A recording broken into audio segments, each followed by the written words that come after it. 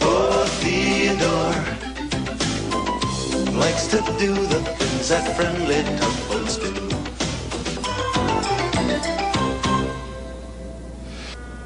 No, hello.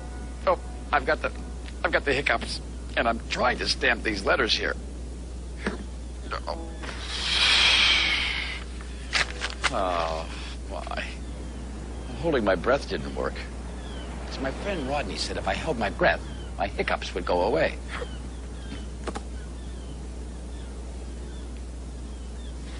Maybe if I drank this glass of water here, upside down.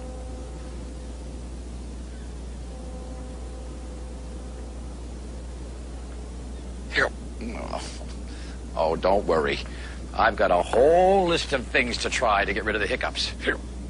It seems that everybody's got their own special trick to get rid of the hiccups.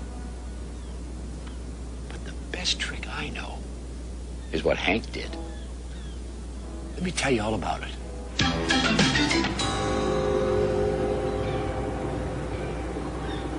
It was a very busy morning in the big harbor. Theodore, George, and Hank were moving a ship. George was the tug in charge. "Push a little harder on your side, Hank," George said.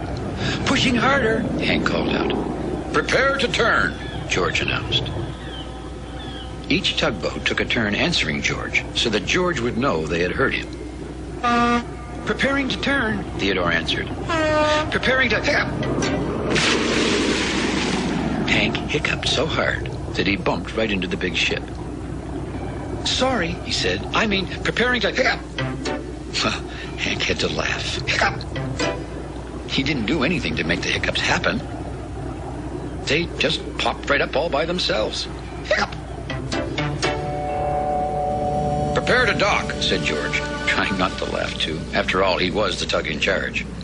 "Preparing to dock," called Theodore. "Preparing to hiccup," hiccuped Hank, and he bumped right into the ship. A little giggle snuck out before he had a chance to stop it. "Please stop bumping into me, Hank," said the ship. "Sorry," said Hank. "Hank," called George, "I think Theodore and I can finish the job without you." "Hiccup," said Hank, surprised. Well, without Hank's hiccups, George and Theodore quickly moved the ship to her place at the dock. Hank was sad about having to leave the job. He liked working with his friends. Hiccup! After Theodore had finished docking the ship, he sailed over to Hank. "Hank," Theodore called out, "I know a way to get rid of hiccups." "You hiccup do?" said Hank. He slowed and waited for his friend. "Yes, hold your breath while I count to 100, commanded Theodore. "Oh, okay," Hank said. He took a big breath and held it. 1, 2, 3, 4, counted Theodore. Theodore didn't count high numbers very well, and he started to get a bit mixed up. 6, 16, 70, 17, 9. Hank was having a hard time holding his breath. Finally, Theodore noticed his friend, and he finished quickly. 99, 100. Gasped Hank. Hiccup. "Theodore, I think the hiccups are still here." Hiccup. "I have to get back to work," said Theodore. "I hope your hiccups go away soon. It's a very busy day, and we need your help." Hank watched Theodore float off to his next job. Hiccup. "I hope my hiccups do go away soon," he said to himself. Hank really wanted to get back to work and help his friends.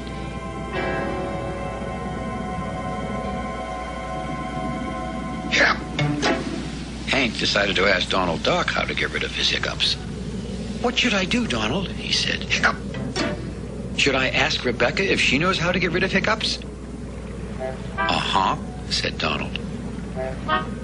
"Well," said Hank, thinking, "Rebecca knows about the ocean, but she probably doesn't know about hiccups. Do you think I should ask Foduk?" "Uh-huh," said Donald. You see, "uh-huh" is all Donald ever says.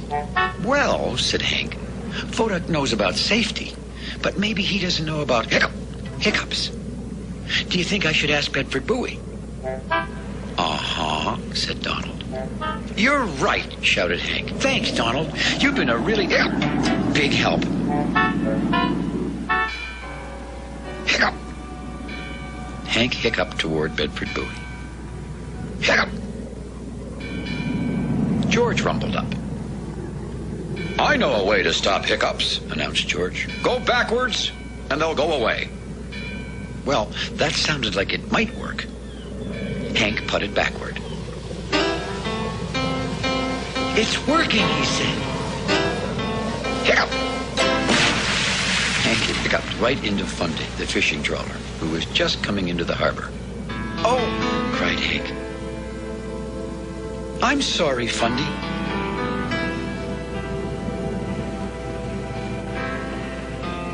I'm trying to get rid of my hiccups, explained Hank. The watched fishing line never catches the cod, said Fundy in a very wobbly voice. Fundy always said strange things. The tugs didn't see that Fundy's fishing net was falling right off his deck from all the wobbling.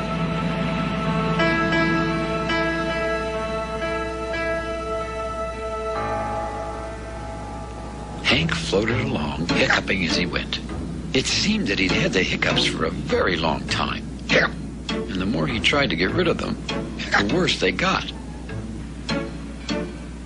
What if they never go away, he thought to himself. I'll never be able to help anyone ever again. He hiccuped the biggest hiccup yet. It was so big it made him spin right into the fairy twins. We know how, said Philip, one of the fairy twins. To stop the hiccups, said Fillmore, the other twin. You see, the fairy twins always finish each other's sentences. You have to go in a circle, Philip said. For a really long time, finished Fillmore. Well, by now, Hank was willing to try anything. He started slowly, but soon he moved faster and faster. Wait a minute, Hank called. I think they're gone. He stopped. He smiled. Then, came a huge hiccup. Oh, said Philip. Well, finished Fillmore. And the two twins sailed off again. Hank continued on towards the great ocean dock. Hiccup! Suddenly something big and noisy and scary floated out right in front of him, spraying water, and it was Foduck. He was spraying his fire hose and blowing his emergency whistle. Did it work? Asked Foduck. Did I scare away your hiccups? Hiccup, said Hank. But thanks, hiccup, for trying. Well, I better get back to work, called Foduck. I certainly hope your hiccups go away soon. We really need your help today. I've tried everything to get rid of these hiccups, Hank thought, and nothing works. Hiccup. I guess I'll have them for the rest of my life. Hiccup. Hank floated sadly home to the great ocean dock. Hiccup. As he tried to turn to his place, he hiccuped a great hiccup that splashed Donald Duck.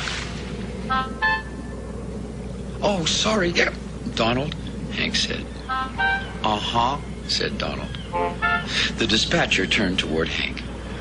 Hank, he said, the fishing boat has dropped his drift net in the harbor. He has? Hiccuped Hank. Yes, continued the dispatcher. Theodore and Emily are bringing in a big ship, but the net is blocking the way. It is? Hiccuped Hank. The net must be moved, said the dispatcher. Please take Bobby Barge at once. Yes, sir. No, sir, Hank stammered. I got the hiccups. Hank, you're the only tug who is not working today, said the dispatcher. You must move the net, or the ship will be caught in it. But, Hank hiccuped. He wanted to help. He really did. But he had such bad hiccups. I know you can do it, the dispatcher said. You must. It's up to me to save the ship. I must save the ship, Hank thought as he turned in a tight circle.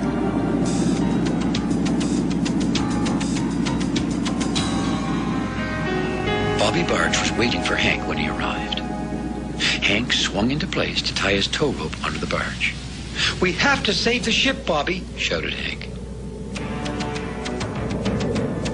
Hank puffed and pulled with all his might, tugging the big barge behind him. Up ahead, they saw Fundy's fishing net. The floats from the big drift net bobbed all across the harbor, blocking the way. Theodore and Emily were pulling the giant container ship closer and closer to Fundy's net. Finally, Emily saw it. "Stop!" Emily cried to Theodore. "There's a big net in our way." Theodore and Emily tried to slow the big ship, but Hank could see that they would never be able to stop it in time. The ship was sure to get tangled in that net. "We have to work fast, Bobby," Hank shouted. He pulled Bobby beside the drift net. Emily and Theodore had almost reached the net with the ship. "Now!" cried Hank. "Now, Bobby!" Quickly, Bobby Barge lowered his crane and fastened onto the net. And with a mighty heave, he hauled it out of the water. "Hang on, Bobby!" called Hank. The moment Bobby had the net out of the water, Hank pulled him out of the way. And just in time, the big ship lumbered past the barge and finally came to a stop. Safe. It blasted a deep whistle of thanks. "Whew," said the ship. "Oh, that was close." "You did it, Hank!" shouted Theodore, his voice full of pride. "I did do it," he cried. "I got rid of my hiccups." Everyone smiled at Hank. "Hank," said Theodore, "I meant you did a great job getting that net out of the way." Now it was Hank's turn to laugh. "Well, I was thinking so hard about the net," he smiled, "that I forgot I even had hiccups." Just then, Funday the fishing trawler appeared. "So that's where I left my net," he said. "All's well that ends well." "I'm certainly glad those hiccups have ended," grinned Hank. The Tugs couldn't agree more.